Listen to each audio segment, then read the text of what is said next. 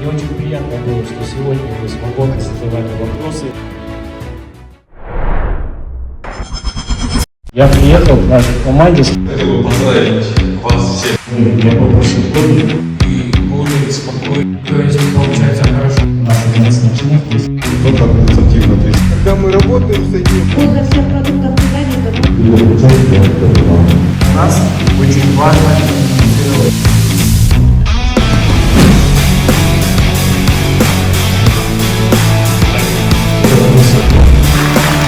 Это не скажешь, что он 10 лет работает.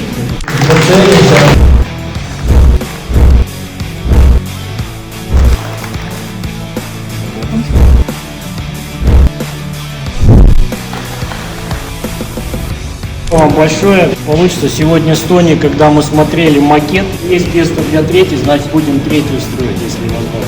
Спасибо.